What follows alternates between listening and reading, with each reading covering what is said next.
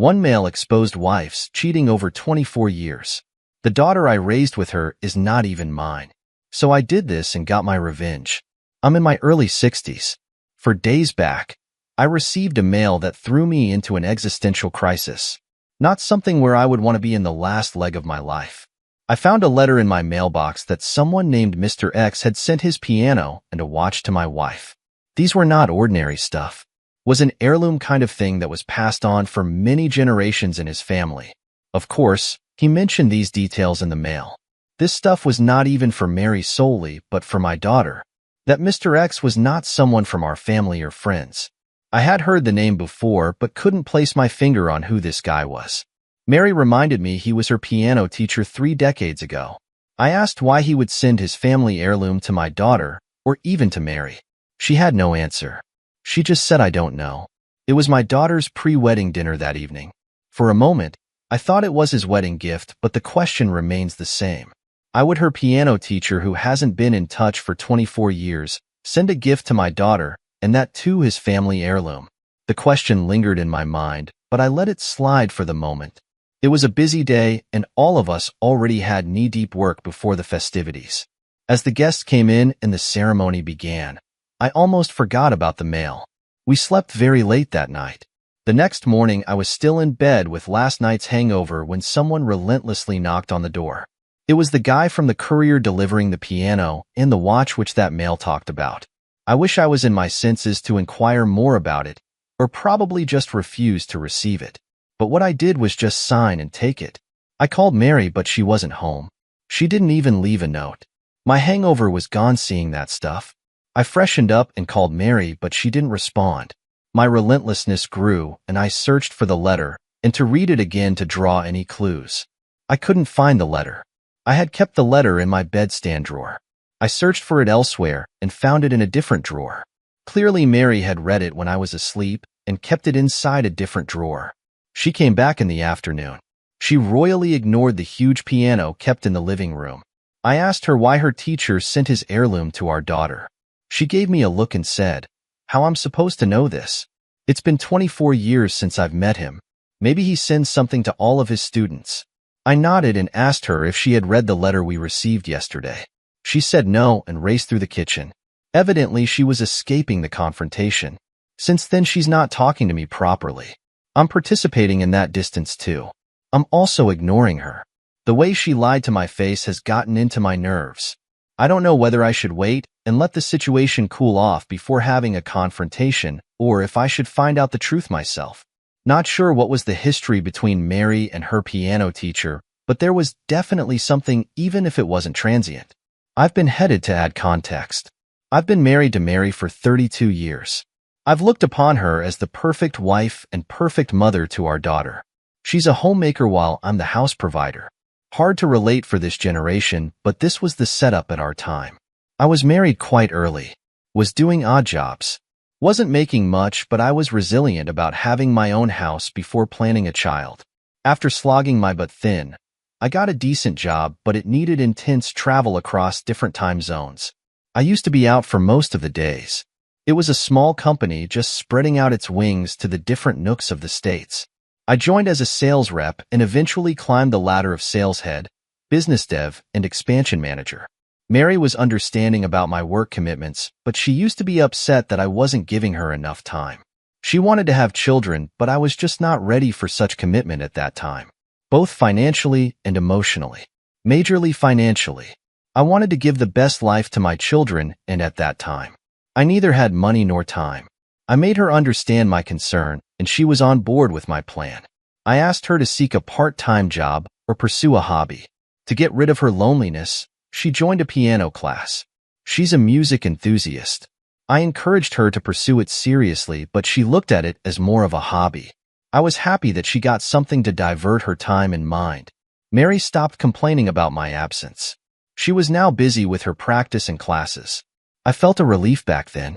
Little did I know that it would come biting me after 24 years. I had met her piano teacher twice.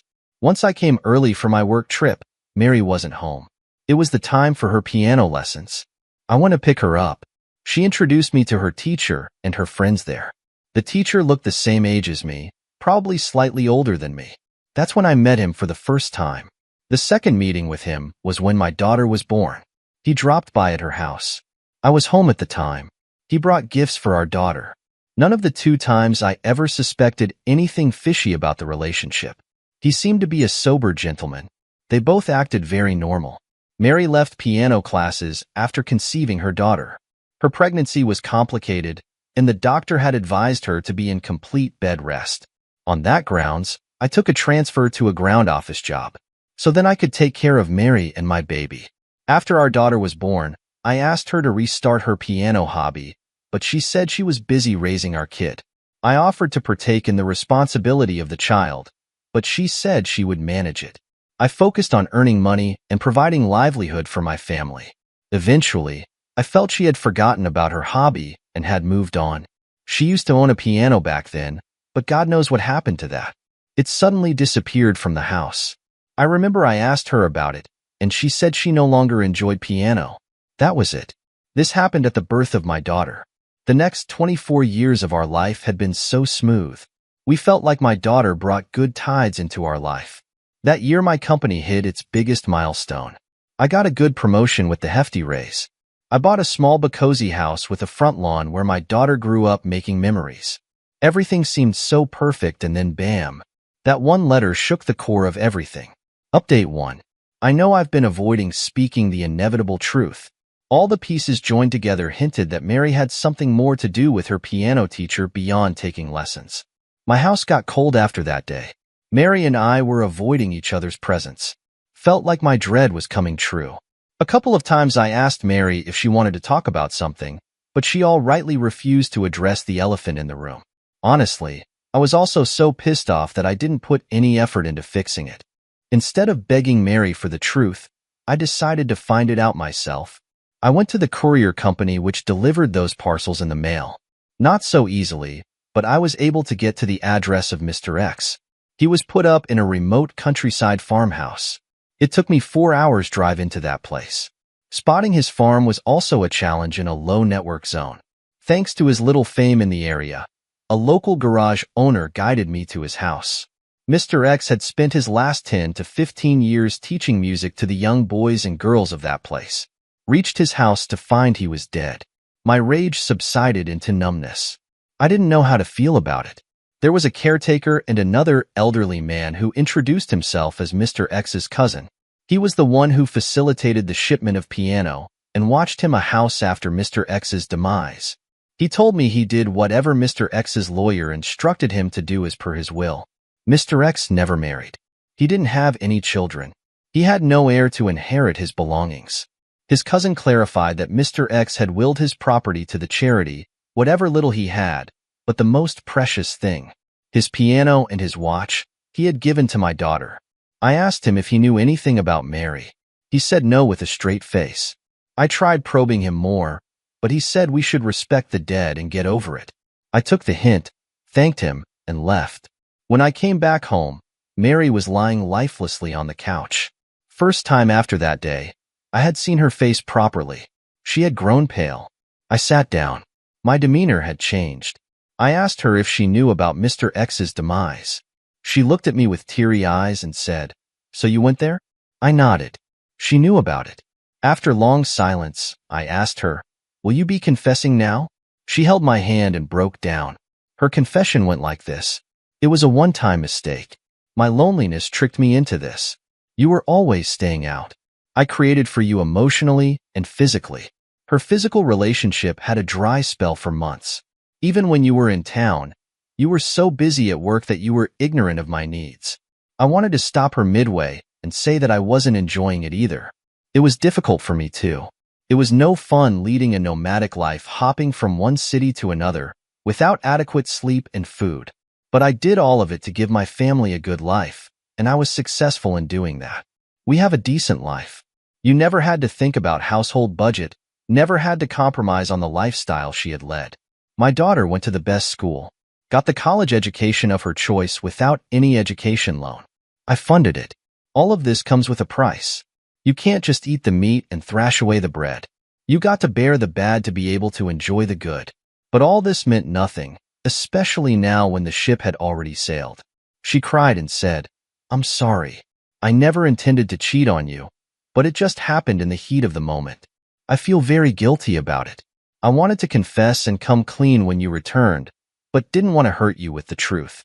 You were so happy with the news of the baby. I was scared that the truth would ruin everything.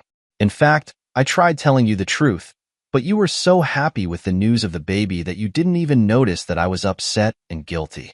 The moment was like, wait a minute. What? What truth about the baby would have ruined everything? She kept bawling and choking with her cries, but I grew restless. I lost my patience and yelled at her, asking if our daughter was not mine. She nodded and said the baby was of Mr. X. I slumped down on the couch.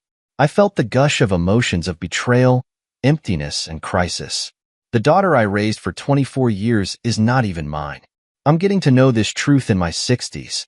I suffered from a mild heartstroke last year. It gives me shivers to think. What if I had not survived that attack? I would never have known the truth. I would have died thinking she was my daughter. Mary held my back, cried, apologized, and said all sorts of things like forgiveness and moving on, but I had zoned out. I was lost.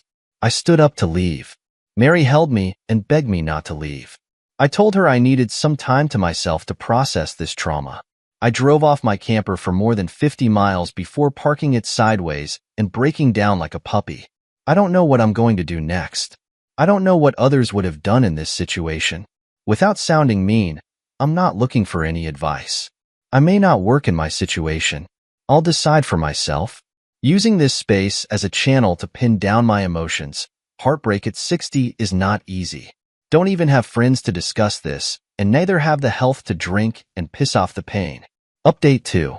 I went back home the next day. Mario was sleeping in the bedroom. I hadn't answered her calls and texts since that day. The condition of the house and the kitchen gave an eerie vibe.